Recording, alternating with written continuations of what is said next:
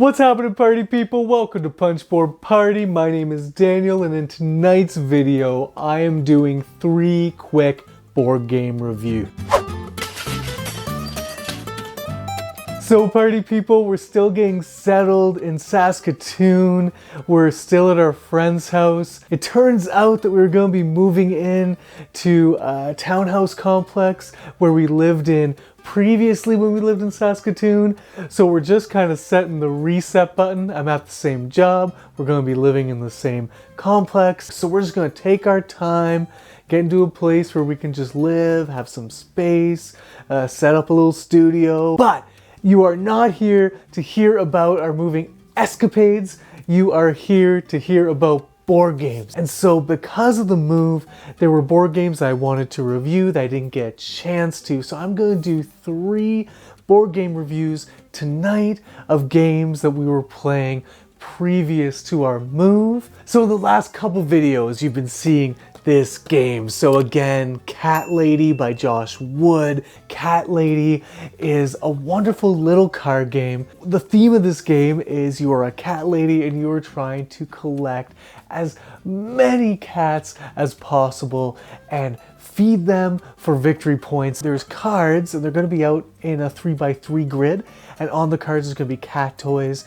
there's going to be catnip, there's going to be different kinds of food to feed the cats. There's also going to be cats themselves, and the cats have feeding requirements, so when you take them you're going to hopefully also acquire the food that they need to feed them in order to score the victory points. But the core mechanism here is that in this grid of 3x3, on your turn you can choose 1 row or 1 column, and you get all those 3 cards to kind of add to your sets and add to your tableau, add to your hand, wherever they go. And then just turn by turn, players are just taking a row or a column. And after you take a row or column, you put this little cat token on the row or column that you took from, and so the next player can't take from that same row or column. Nifty little simple core mechanism. Where the tension is in this game is just simply in what row or column do I take. It's the simplest thing. When I heard about it, I was like, you know what, that's not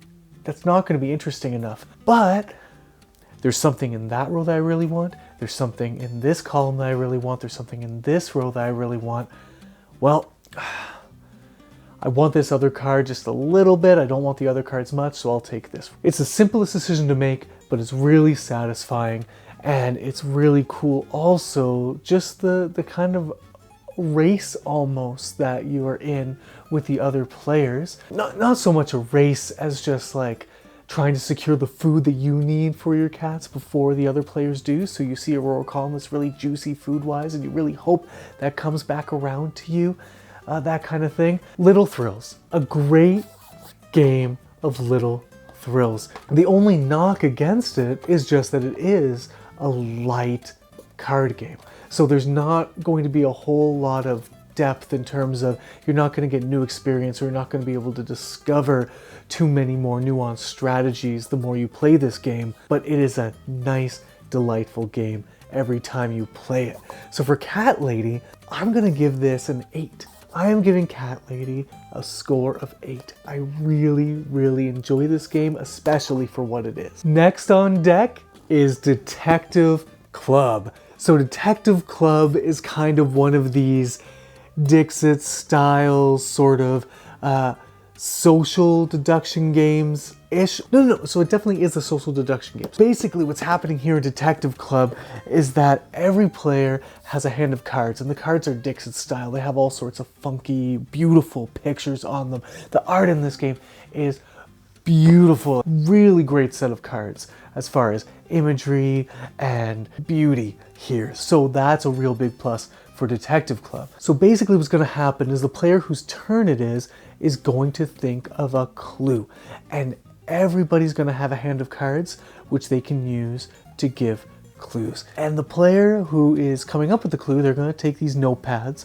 and they're going to write the clue on each of the notepads except for one, and then they're going to hand those out to the other players. And so all the other players know what the clue is except for one person. And so then in turn order, people are going to play a clue, starting with the person who gave the clue. They're gonna play a card out that matches the clue. And then in turn order, everyone adds a card to the clues. Then you're gonna go around and add a second card to the clues. Each player will do that. And so the players who know what the clue is, they're looking at their hand of cards and they're trying to find a card that matches that clue the best they can.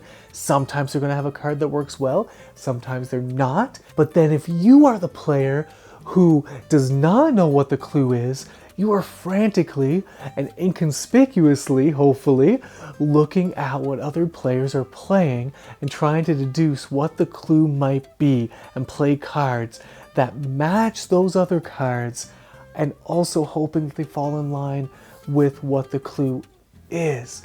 And then at the end of the round, it's up to players to vote on who they think was the player who did not have the clue. I'll tell you, I've played Detective Club a few times now, and it's interesting.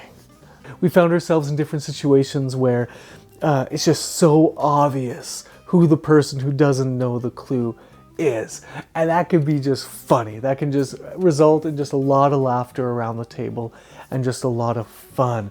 And it's also really satisfying to be the person who doesn't know the clue and be able to fool everybody into thinking that you in fact do know the clue. We also played this with Sarah's brother and his girlfriend, and that game fell a little flat because Eric's girlfriend, she wasn't super comfortable with the bluffing aspect of this game. So when she ended up not having the clue, it was really easy to spot who it was that didn't have the clue.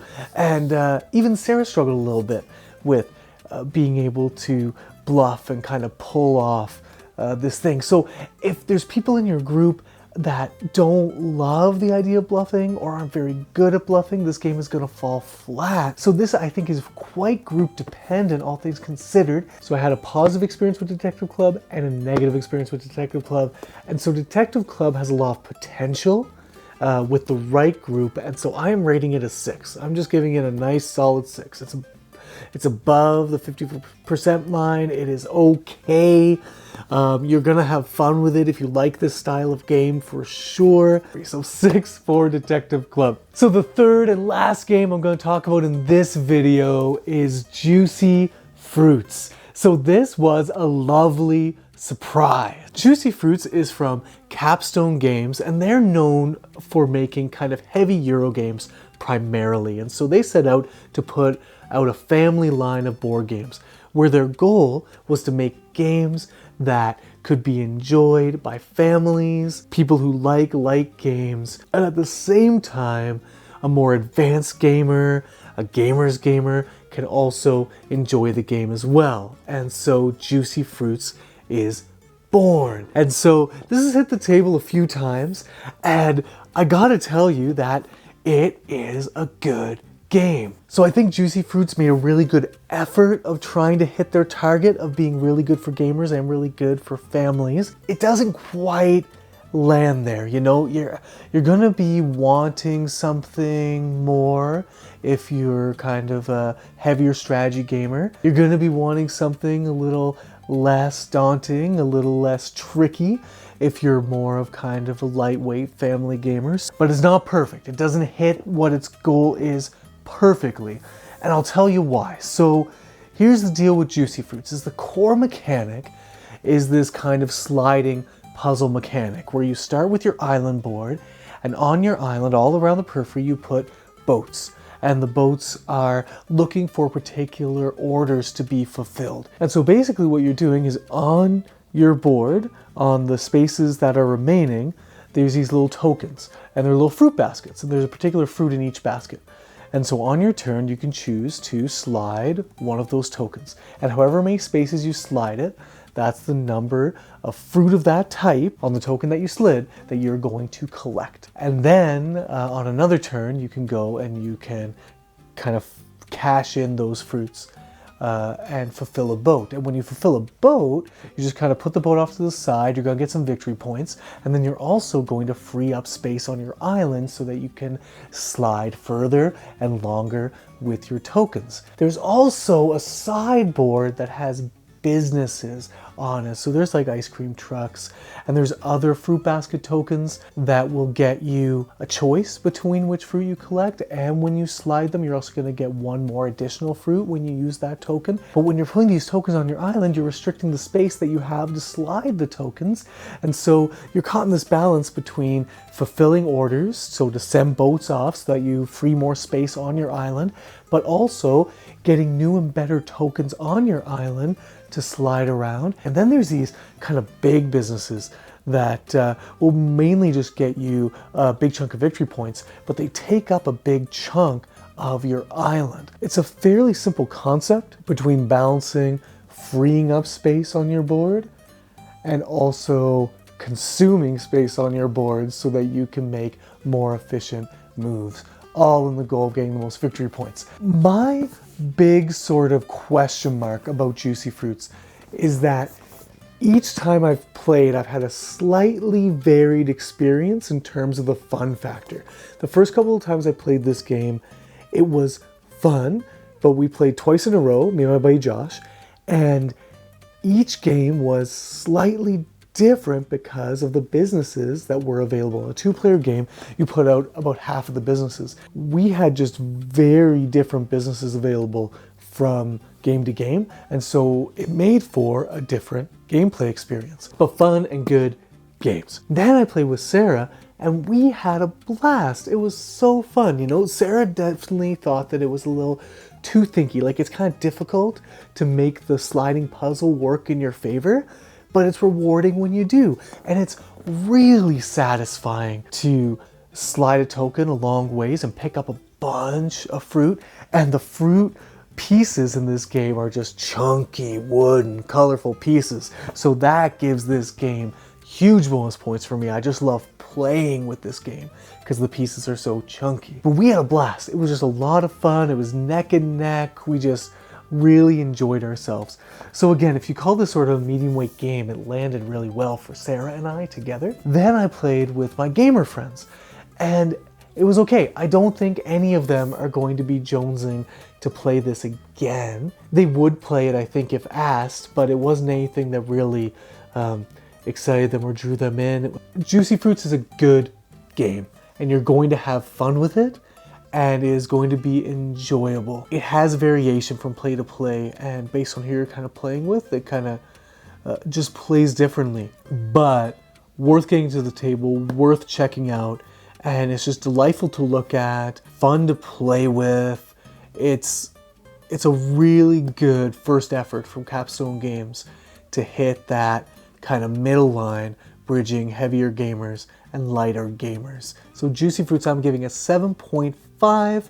I enjoy it's going to be sticking around. I'm going to try to get to the table more here to kind of refine my thoughts on Juicy Fruits a little bit more as well. So there we have it, party people. Those are 3 quick reviews. Not sure how quick I actually was, but if you like the sound of any of those games, feel free to check them out. I'm going to be doing another video soon talking about 4 more games that I've been playing recently, and stay tuned. I'm getting settled in here. I'm still a little inconsistent with the uploads, but I'm really hoping that soon enough I will be producing content more regularly and getting videos up to you more regularly.